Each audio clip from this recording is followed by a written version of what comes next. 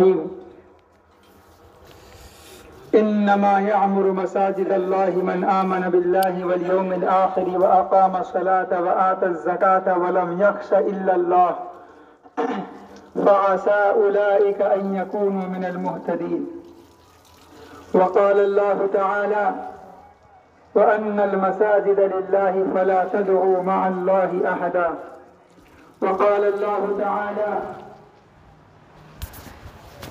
إن أول بيت وضع للناس الذي ببكة مباركا وهدى للعالمين فيه آيات بينات مقام إبراهيم ومن دخله كان آمنا. وقال الله تعالى وإذ يرفع إبراهيم القواعد من البيت وإسماعيل ربنا تقبل منا إنك أنت السميع العليم. وقال النبي صلى الله عليه وسلم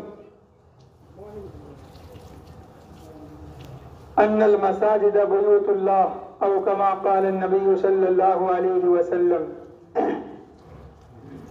محترم حضرات،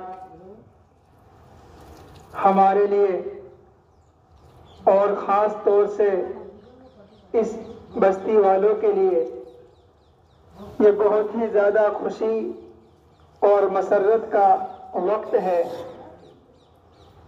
کہ اللہ تبارک و تعالیٰ نے یہاں پر اپنے گھر کی تعمیر کرائی ہے. یہی وجہ ہے کہ اللہ تبارک و تعالیٰ نے دنیا میں سب سے پہلا جو گھر تعمیر کروایا ہے وہ اپنا گھر ہے. قرآن کریم میں اللہ تعالیٰ ارشاد فرماتا ہے ان اول بیت وضع للناس للذی ببکۃ مبارکا وہدی للعالمین. ان اول بیت، سب سے پہلا گھر، وضع للناس، جو لوگوں کے لیے بنایا گیا، لوگوں کو نفع پہنچانے کے لیے، عبادت کے لیے جو بنایا گیا، للذی ببکہ، جو مکہ میں ہے. پھر اللہ تبارک و تعالیٰ نے اپنے گھر کی یعنی مکے کی اور جتنی بھی مسجدیں ہیں وہ سب اللہ کا گھر ہیں، اس کی صفت ذکر فرمائی. ان اول بیت وضع للناس للذی ببکۃ مبارکا وہدی، دو صفت ذکر فرمائی کہ یہ جو گھر ہے اللہ کا، یہ برکت مبارک بھی ہے، برکت کا ذریعہ بھی ہے، خیر کا پھیلنے کا ذریعہ ہے، اور شرور و فتن اور برائیوں سے روکنے کا ذریعہ ہے.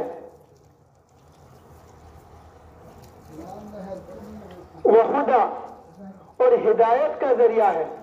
پتہ چلا کہ مسجدیں جو ہیں وہ ہدایت کا ذریعہ ہے. اور یہ تجربے مجرب بات ہے کہ جس بستی کے اندر یا جہاں کوئی آدمی اتنی دور پر آباد ہے جو مسجد سے دور ہے، یہ تجربہ میں آئی ہوئی بات ہے کہ وہ دین سے اتنا ہی دور ہو جاتا ہے. اس لیے اللہ تعالیٰ نے فرمایا خدا کہ یہ جو مسجدیں ہیں، اللہ کا گھر ہے جو بیت اللہ، یہ مبارکن، یہ برکت والا بھی ہے، وہ ہدن، اور ہدایت کا ذریعہ بھی ہے. میرے بھائیوں، مسجدوں کی تعمیر اتنا اہم اس فریضہ ہے، اتنا اہم عمل ہے کہ اللہ تبارک و تعالیٰ نے سب سے پہلے روئے زمین پر اپنے گھر کی تعمیر کرائی ہے. اس سے مسجدوں کی اہمیت کا اندازہ ہم لگا سکتے ہیں. اور اللہ تبارک و تعالیٰ نے یہ کام اپنے مقدس بندوں سے یعنی انبیاء علیہم السلام سے لیا ہے. میرے بھائیوں، قرآن کریم اس طرف اشارہ کرتا ہے. اللہ تعالیٰ فرماتا ہے وَإِذْ يَرْفَعُ إِبْرَاهِيمُ الْقَوَاعِدَ مِنَ الْبَيْتِ وَإِسْمَاعِيلَ، کہ اس وقت کو یاد کیجئے جب خانہ کعبے کی تعمیر کر رہے تھے، اس کی بنیادوں کو اٹھا رہے تھے. کون؟ ابراہیم، حضرت ابراہیم علیہ السلام. وہ اسماعیل، اور ان کے ساتھ ان کے بیٹے حضرت اسماعیل علیہ السلام بھی. تو اللہ تبارک و تعالیٰ نے یہ اپنے گھروں کی تعمیر کا کام اپنے سب سے برگزیدہ بندوں سے انبیاء علیہم السلام سے لیا ہے، اس کی تعمیر کا کام بھی. اور جب تعمیر سے فارغ ہو گئے تو دونوں نے دعا کی. حضرت ابراہیم علیہ السلام نے، حضرت اسماعیل علیہ السلام نے کیا دعا کی؟ ربنا تقبل منا، اے ہمارے رب، ہم نے جو محنت کی ہے تیرے گھر کی تعمیر کرنے میں، تقبل منا، اس کو ہماری طرف سے قبول فرما. میرے بھائیوں، اس کے بعد آپ دیکھیے پیغمبر اسلام سرکار دو عالم محمد عربی صلی اللہ علیہ وسلم جب مدینہ تشریف لے جاتے ہیں، ہجرت کر کر جاتے ہیں، سب سے پہلے مسجد نبوی کی تعمیر کرتے ہیں. اور مسجد کی تعمیر صحابہ اکرام کے ساتھ آپ صلی اللہ علیہ وسلم بھی تعمیر کر رہے ہیں. صحابہ اکرام نے عرض کیا، یا رسول اللہ آپ آرام کریے، ہم کافی ہیں کام کرنے کے لیے، خدمت کرنے کے لیے. لیکن آپ صلی اللہ علیہ وسلم نے کیا فرمایا؟ کیا مجھے اجر کی ضرورت نہیں ہے؟ کیا مجھے ثواب کی ضرورت نہیں ہے؟ تو میرے بھائیوں، یہ بڑی خوشی ہے. ہم الحمدللہ یہاں پر پہلی بار آنا ہوا اس بستی میں، تو اتنے گھروں کی آبادی دیکھی. کئی بھائیوں سے میں نے پوچھا بھی بھائی اب سے پہلے آپ کہاں نماز پڑھتے تھے؟ کیونکہ ظاہر سی بات ہے گاؤں کی جو مسجدیں ہیں کافی دور ہیں. پھر میں نے اس بستی والے سے ایک سے سوال کیا کہ بھائی آپ کے بچے اب تک کہاں تعلیم حاصل کرتے تھے؟ تو ظاہر سی بات ہے اتنا لگاؤ تو ہمیں ہے نہیں، کہ اتنا مضبوط ہمارا ایمان ہے نہیں کہ ہم اتنی دور 5 وقتی نماز کے لیے، جماعت کی نماز کے لیے ہم جا سکتے ہیں. تو ظاہر سی بات ہے اب تک کتنی کمی کوتاہیاں ہوئی ہوں گی. جبکہ باجماعت نماز پڑھنا میرے بھائیوں واجبات میں سے ہے اور شعائر اسلام میں سے ہے. شعائر اسلام، اسلام کی جو پہچان ہے، شعائر ہیں، ان میں سے ہے باجماعت نماز. اور باجماعت نماز کی اتنی اہمیت ہے کہ آپ صلی اللہ علیہ وسلم نے بغیر جماعت کے نماز پڑھنے والوں کو گھرے کو جلانے کا حکم دیا. آپ کی منشا تھی کہ جو بلا کسی عذر کے باجماعت نماز نہیں پڑھتے، آپ صلی اللہ علیہ وسلم نے فرمایا کہ میرا دل چاہتا ہے کہ میں لکڑیاں اکٹھی کرواؤں اور ان کے گھروں میں آگ لگا دوں جو بغیر کسی عذر کے باجماعت نماز نہیں پڑھتے. تو میرے بھائیوں، ہمارے کتنے بھائی ہیں اس بستی میں کہ اتنے سارے مکانات ہیں مسلمانوں کے، لیکن اب تک پتہ نہیں کتنوں سے کمی کوتاہیاں ہوئی ہیں باجماعت نماز پڑھنے سے، یا نماز نہ پڑھنے میں لاپرواہیاں ہوئی ہیں، جماعت کی نماز پڑھنے میں سستی اور کوتاہیاں ہوئی ہیں. اللہ ان کو معاف فرمائے. لیکن آج خوشی کا ہمارے لیے مقام ہے. میرے بھائیوں، یہ جو مسجدیں ہیں ابھی آپ نے سنا ہے کہ ہدایت کا ذریعہ بھی ہیں اور یہ برکت کا ذریعہ بھی ہے. میرے بھائیوں، تو میرے بھائیوں میں عرض کر رہا تھا کہ مسجدیں جو ہیں وہ اللہ کے گھر ہیں. قرآن کریم کی آیت کریمہ تلاوت کی گئی ہے. اللہ تعالیٰ ارشاد فرماتا ہے انما یعمر مساجد اللہ من آمن باللہ والیوم الآخر، کہ مسجدوں کو وہی لوگ آباد کرتے ہیں من آمن باللہ والیوم الآخر، جو اللہ تعالیٰ پر اور آخرت کے دن پر ایمان رکھتے ہیں، یقین رکھتے ہیں. وَأَقَامَ الصَّلَاةَ، اور وہی لوگ مسجدوں کو آباد کرنے والے ہیں جو نماز کو قائم کرنے والے ہیں. تو میرے بھائیوں، مسجد تو بن گئی، اب سب یہ طے کر لیں کہ انشاءاللہ تعالیٰ ان مساجد کو ہم آباد کریں گے. اور آباد کیسے ہوگی؟ قرآن کریم اللہ تعالیٰ فرماتا ہے وَأَقَامَ الصَّلَاةَ، نماز کو قائم کریں گے جو. انما یعمر مساجد اللہ، اللہ کے گھروں کو، مسجدوں کو وہی لوگ آباد کرتے ہیں من آمن باللہ والیوم الآخر، جو آخرت کے دن پر اور اللہ پر ایمان رکھتے ہوں. وَأَقَامَ الصَّلَاةَ، اور نمازوں کو قائم کرنے والے ہوں. وَآتَ الزَّكَاةَ، اور زکوٰۃ کے ادا کرنے والے ہوں. وَلَمْ يَخْشَ إِلَّا اللَّهَ، اور اللہ کے سوا کسی سے نہ ڈرتے ہوں. پھر آگے اللہ تعالیٰ نے کیا فرمایا؟ فَعَسَىٰ أُولَٰئِكَ أَن يَكُونُوا مِنَ الْمُهْتَدِينَ، کہ کچھ بعید نہیں کہ ایسے لوگ ہی ہدایت پر ہیں جن کے اندر یہ صفات پائی جائیں گی: اللہ پر ایمان، آخرت کے دن پر ایمان، نمازوں کا قائم کرنا، زکوٰۃ کی ادائیگی، جن کے اندر یہ صفات ہیں۔ اللہ تعالیٰ کیا کہہ رہا ہے؟ وَعَسَىٰ أُولَٰئِكَ أَن يَكُونُوا مِنَ الْمُهْتَدِينَ، کہ ایسے لوگ ہی مہتدین میں سے ہیں، ہدایت یافتہ لوگوں میں سے ہیں۔ تو میرے بھائیوں، یہ بڑی خوشی ہوئی ہے، میں نے پہلی بار یہاں مسجد میں قدم رکھا، اتنے گھروں کو دیکھا۔ اللہ تعالیٰ اپنے گھروں کو تا قیامت آباد رکھے۔ میرے بھائیوں، میں عرض کر رہا تھا کہ جیسے انسانوں کے نصیب ہوا کرتے ہیں، انسانوں کے نصیب ہوا کرتے ہیں، میرے بھائیوں اسی طرح جگہ جو ہے زمین پر، زمین کے جو ٹکڑے ہیں، حصے ہیں، کچھ ٹکڑے حصے زمین کے وہ ہیں جو نصیب والے ہوا کرتے ہیں۔ وہ وہی ٹکڑے ہیں، وہی حصے ہیں جہاں پر اللہ کے گھروں کی تعمیر ہوتی ہے، جہاں پر اللہ کے گھر تعمیر کیے جاتے ہیں، مساجد کی جہاں پر تعمیر کی جاتی ہے۔ میرے بھائیوں، علماء کرام نے فرمایا کہ جس طریقے سے دنیا والوں کے لیے آسمان پر ستارے چمکتے ہیں اور نظر آتے ہیں رات کی تاریکی میں، اسی طریقے سے آسمان والوں کو، یعنی آسمان میں اللہ کی مخلوق ہے، فرشتے ہیں، ان کے لیے اللہ کے جو گھر ہیں، مسجدیں ہیں، وہ ایسے ہی ٹماتے ہیں، ایسے ہی چمکتے ہیں، دمکتے ہیں، جس طریقے سے دنیا والوں کے لیے میرے بھائیوں ستارے چمکتے ہیں، آسمان والوں کے لیے اللہ کے گھر چمکتے ہیں، دمکتے ہیں۔ میرے بھائیوں، یہ فکر ہمیں پہلے کرنی تھی جب ہم یہاں پر آباد ہوئے۔ اسی وقت ہمیں سب سے پہلے اپنے ہم نماز کہاں ادا کریں، ہمارے بچے تعلیم کہاں حاصل کریں گے، ہمارے بچے مکتب میں کہاں جائیں گے، یہ فکر ایک مسلمان کو اپنی رہائش سے پہلے ہونی چاہیے۔ میرے بھائیوں، کوئی آدمی کہیں مکان بنا رہا ہے، کہیں بسنے کا ارادہ کر رہا ہے، سب سے پہلے اس کو یہ دیکھنا چاہیے کہ بھائی میں یہاں پر بس رہا ہوں، میرے لیے نماز کا کیا انتظام ہوگا، میرے لیے مسجد کتنی دور ہے یہاں سے، میرے بچوں کے لیے جو مکتب ہے، تعلیم گاہ ہے، قرآن و حدیث کی جو تعلیم ہے، میرے بچے وہ کہاں حاصل کریں گے۔ ایک مسلمان کی سب سے پہلے یہی سوچ ہونی چاہیے۔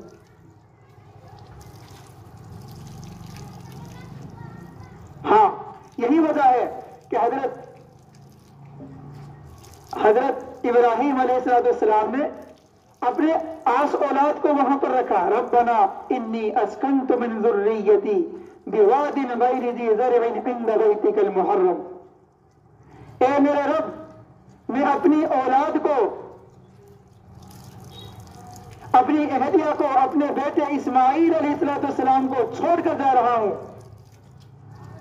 بواد غیر ذی زرع، ایسی وادی میں، ایسی جگہ میں جہاں نہ کوئی انسان ہے، نہ ضروریات زندگی ہیں، نہ آسائش ہے، نہ چرند ہے، نہ درند ہے، نہ پرند ہے، کوئی انسان کا نام و نشان نہیں، لیکن صرف ایک چیز ہے، عند بیتک المحرم، تیرا محرم، تیرا پاکیزہ گھر بیت اللہ ضرور ہے، تیرا گھر ہے، اور کچھ بھی نہیں ہے، مجھے کچھ پرواہ نہیں کسی چیز کی، لیکن تیرے گھر کے پاس میں اپنی اولاد کو، اپنے بال بچوں کو یہاں پر چھوڑ کر جا رہا ہوں۔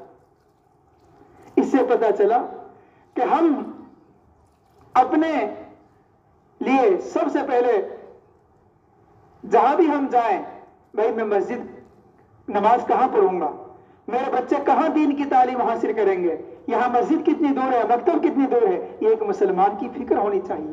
جب دین کی ہمیں یہ فکر ہوگی، اللہ تعالیٰ دنیا آخرت کی کامیابیاں میرے بھائیوں ہمیں نصیب فرمائے گا۔ ہاں، اگر دین میں، دنیا میں کامیاب ہونا ہے میرے بھائیوں، اس کے لیے بھی دین ضروری ہے۔ اس لیے آپ صلی اللہ علیہ وسلم نے فرمایا، یا ابا سفیان جئتکم بخیر الدنیا وکرامات الاخرہ، اے ابو سفیان، جو دین لے کر میں آیا ہوں، اللہ تعالیٰ نے اس میں دنیا کی کامیابی بھی رکھی ہے اور آخرت کی کامیابی بھی رکھی ہے۔ میرے بھائیوں، دین ہمیں غریب بنانے نہیں آیا، دین ہمیں چٹائی پر بٹھانے نہیں آیا، دین ہمیں یہ نہیں کہتا کہ رہبانیت اختیار کر لو، نہیں میرے بھائیوں، رہبانیت اسلام میں ہے ہی نہیں۔ رہبانیت کیا ہے کہ سب کچھ چھوڑ دو، دنیا چھوڑ دو۔ 3 صحابہ کرام، ایک صحابی کہنے لگے اللہ کے نبی کی عبادت کو دیکھ کر، ایک صحابی کہنے لگا کہ میں آج سے کونے میں بیٹھ جاؤں گا، ایک کہنے لگا میں شادی نہیں، کھسی ہو جاؤں گا کہ شادی نہیں کروں گا، میں اللہ اللہ کروں گا۔ آپ صلی اللہ علیہ وسلم نے ان کی باتوں کو سنا۔ آپ صلی اللہ علیہ وسلم جب دین کے خاطر غصہ ہوتے، حدیث کے اندر ایک لفظ آتا ہے کأنما کہ گویا کہ آپ صلی اللہ علیہ وسلم کے چہرہ انور پر انار نچوڑ دیا گیا ہو، یعنی سرخ ہو جاتا۔ آپ صلی اللہ علیہ وسلم نکلے، آپ کا چہرہ انور سرخ ہو گیا غصے میں۔ ان صحابی سے فرمایا کیا تم مجھ سے زیادہ تقوی والے ہو؟ کیا تم مجھ سے زیادہ اللہ سے ڈرنے والے ہو؟ میں اللہ کا حکم بھی پورا کرتا ہوں اور میں اپنے اہل و عیال کا، اپنے بچوں کا، اپنے متعلقین کے حقوق بھی ادا کرتا ہوں۔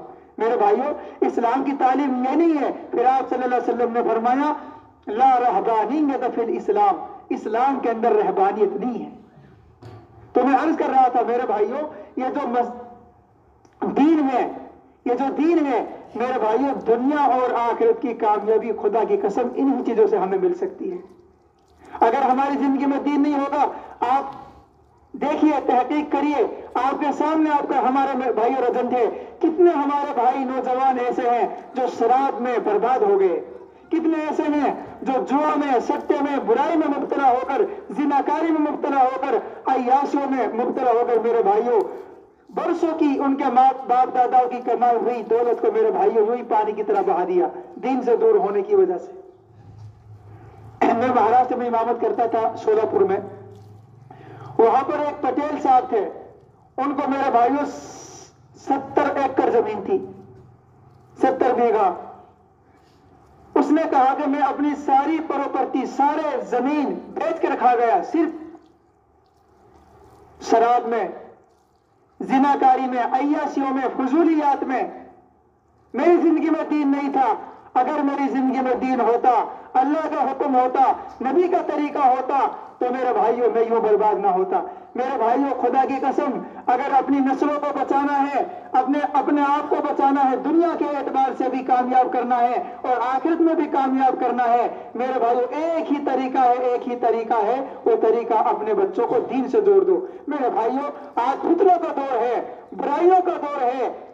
اگر ہم نے اپنی اولادوں کو میرے بھائیوں دین سے نہیں جوڑا، اور دین سے کب تک نہیں جڑیں گے؟ جب تک ہمارے بچے مکتب سے نہیں جڑیں گے، ہمارے نوجوان بچے میرے بھائیوں مسجدوں سے نہیں جڑیں گے، نمازوں سے نہیں جڑیں گے، علماء کی صحبت میں نہیں بیٹھیں گے، آپ صلی اللہ علیہ وسلم کی سیرت کو نہ سنیں گے، تعلیم کو نہ سنیں گے، میرے بھائیوں تو دین سے کیسے واقف ہوئیں گے؟ اور دین سے واقف نہ ہوئیں گے، آپ دیکھیے کیسے کیسے میرے بھائیوں ہمارے بچوں کے اندر کیسی کیسی بری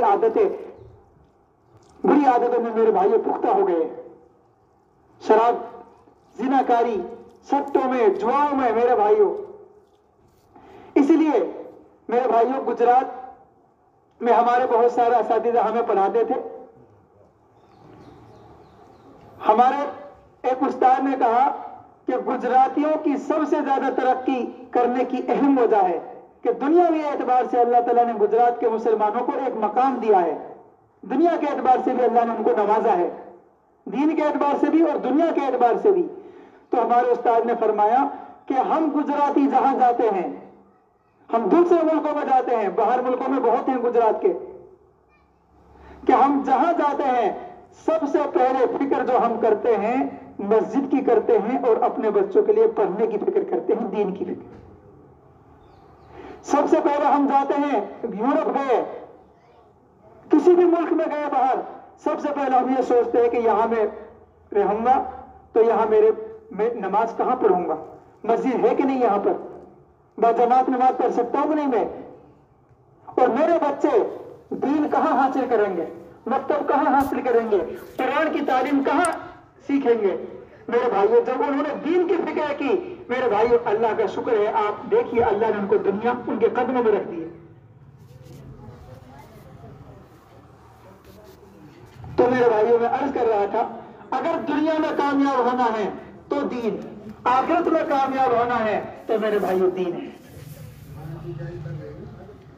تو یہ اللہ کے گھر کی تعمیر ہوئی ہے، یہ بڑی ہمارے لیے خوشی کا مقام ہے اور خوش ہونا بھی چاہیے۔ لیکن ہم ان مساجد کو میرے بھائیو آبادی کی فکر کریں۔